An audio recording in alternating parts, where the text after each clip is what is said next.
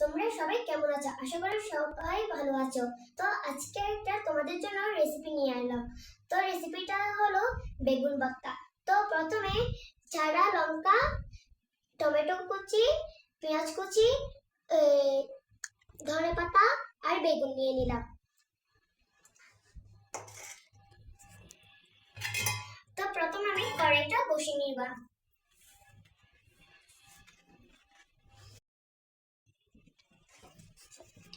তো গাইস, আমি তার ডাকনাটা এখন দিয়ে নিলাম।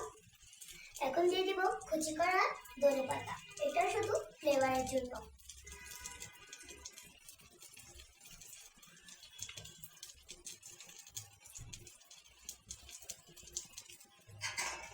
তারপর একটু নাড়াচাড়া করে নিতে হবে।